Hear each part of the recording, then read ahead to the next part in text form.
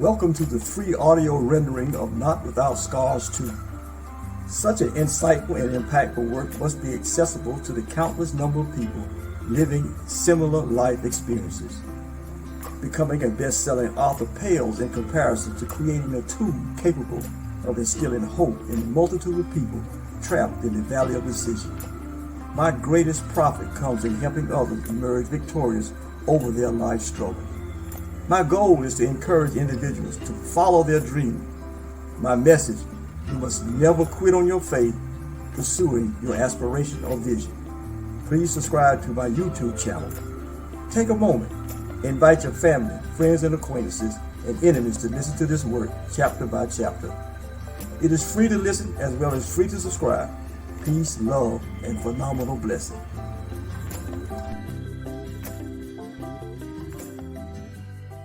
How do I write my life story? I know hurt and pain. I don't like either one, whether physical or emotional. Herein contains my story, Not Without Scars, Part 2. Optimism, perseverance, persistence, resilience. 2 decades of personal struggle. Optimism. I faced the new millennium with hopefulness. Perseverance. My ego, my humble beginnings, my desire to achieve never allow me to turn away from a difficult task. Persistence. Opposition should be anticipated as an effective strategy to victory surfaces. Resilience. Difficulties do not automatically spell termination. Scars reveal my imperfection as reminders of past episodes of pain, sorrow, or triumph. Scars can tell beautiful story endings or relay misery that wishes to remain anonymous. This work is meant to help others who have experienced decades of struggle. When struggles appear to never end, you must get through the night and face the challenge of a new dawn with fresh hope. Chapter 7, The Collapse. Introduction. Randy Crawford vocalized these lyrics. Same old story, same old song. Goes all right till it goes all wrong. Now you're going, then you're gone. Same old story, same old song. These words came from recording Same Old Story, Same Old Song. These words were soon to become the throbbing beat in my experience. I had my suspicion of how things were moving during the summer between year 1 and year 2 of CAMST. I raised questions about the enrollment as we were prepped for students at 2 campus locations. Grade K through 2 were to be at one site and grades 3 to 8 at the second campus. The enrollment had to drastically rise from the previous year. I was assured by the treasurer of the number of students in the data system would definitely eclipse the projections. I was not convinced, but these were the facts that I had been given. Meanwhile, the MCO players had finished 2 video productions on prostate cancer and HIV/AIDS as part of a health series, Confronting Our Health, that I sought to air on public television. Negotiations were also underway to purchase airtime on a local station in Akron. The MCO Media Group, Inc. was branching out to small Black-owned businesses to create a marketing strategy to fit their budget. CD, cassette duplication, and other duplication services were being offered to churches. In addition, Community Resource, Inc. hosted its annual golf tournament to raise funds for its youth program and scholarship activities. Things were moving along in a somewhat usual fashion, but I sensed some elements of knowledge were missing from the information at my disposal. All these happenings were in full bloom as I worked on my doctorate. I received a telephone call from the Ohio Department of Education notifying me that no further funds will be forthcoming for the Cleveland Academy of Math, Science, and Technology. This was the information that had been withheld by the school treasurer. The check was being delayed as I had been told, but there were no checks coming. Historical. Go confidently in the direction of your dream. Live the life you've imagined. Henry David Thoreau. Remaining vertical without a crutch. My life was packed with beautiful ladies. My wife, Jackie, and daughters, Brittany and Dreamer, Sean, my firstborn, and my granddaughter, Jasmine, and my latest arrival, Madison. This was the life I had imagined, and I was truly enjoying this peaceful existence. Surrounded by a wonderful family, my comfort level could not have been better. I enjoyed basking in their joy and happiness. Whenever I entered my home, I would proudly announce, Daddy's home. Confidence in the pursuit of your dream can take on many different forms. Approaches to your dreams will require fluidity in your strategic planning. When the rug is suddenly snatched from under your feet, remaining upright can be a significant challenge. Landing on your feet is not always possible. Sometimes you have to roll over off your back and find something sturdy enough to support you. Then the climb is only to balance yourself on your knees. You may have to maneuver blindly through once familiar ground to find a wall to press against to be able to stand on shaky ground. Few things are as shocking as learning all revenues are frozen. All bank accounts have been confiscated. Wealth has become poverty. I did not have any answers when Jackie cried when the mortgage check bounced due to bank accounts receipts confiscated. How do you absorb an unexpected Mike Tyson body shot? You may have to search in darkness for answers when the right questions to ask elude your mind. Where do you start to sort out what has happened? More questions flood your head than possible answers can straighten out the matter. Calls to people who should have the answers only point the fingers back to you. As you begin to piece matters together, personal thoughts get scrambled. How did I allow this to happen to me? The collapse hits hard in the gut.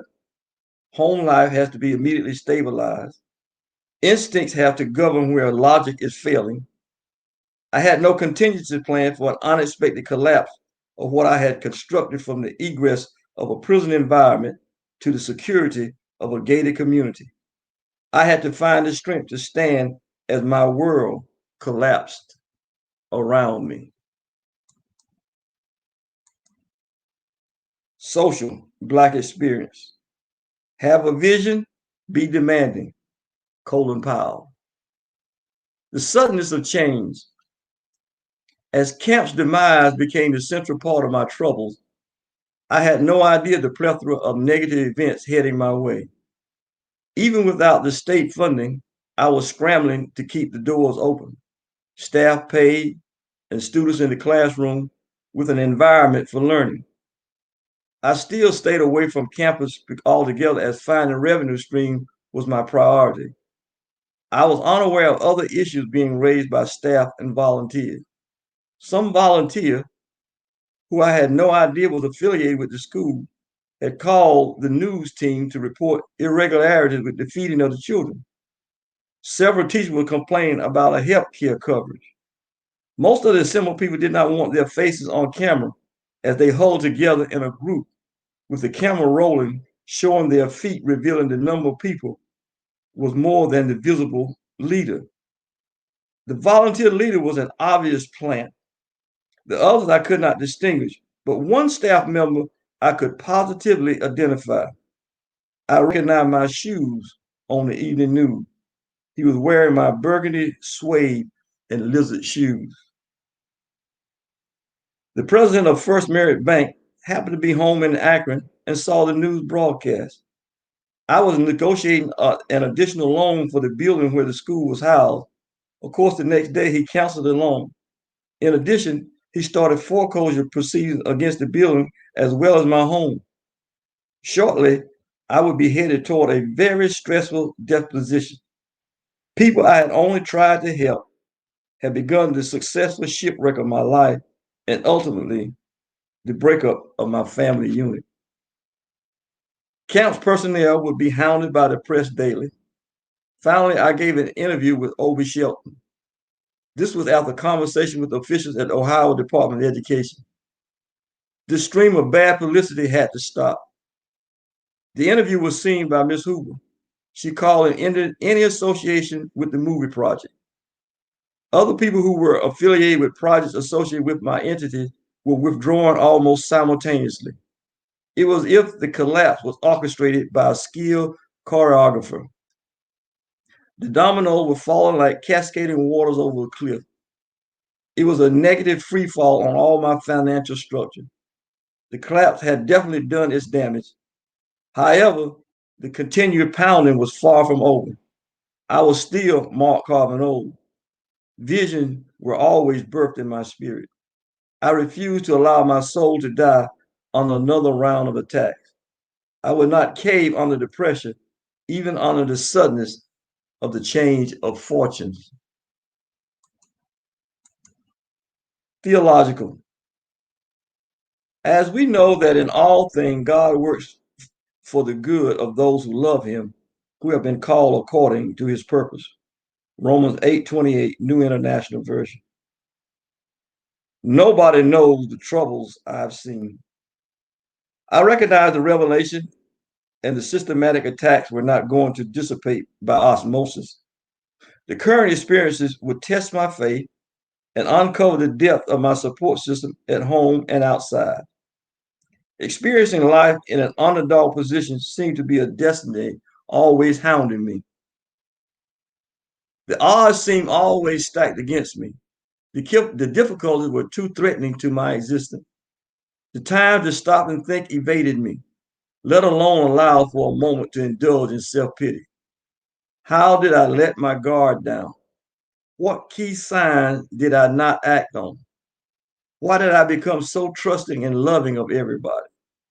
What was happening to the Reverend Mark C. O's could never have happened to Mark O's from New York via Farmville, North Carolina. It would be impossible to explain to others the troubles engulfing my life. The quicksands of all evils attempted to pull me into a cesspool of foul action and thoughts. The immediate challenge for me rested in where I allowed my thought pattern to take me, faith or survival mode. If I could manage to hold on to my purpose for living, then I could believe the flurry of events that transpire within my orbit will result in a good outcome.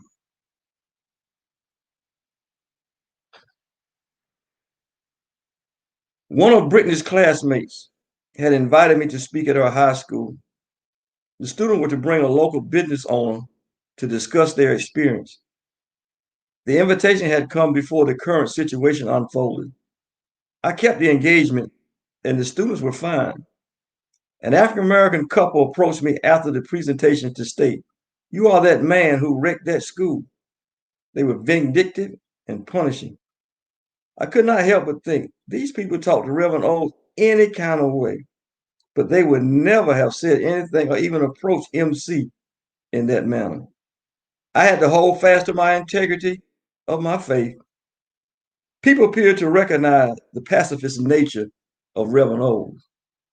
However, they could not see the internal battle brewing within.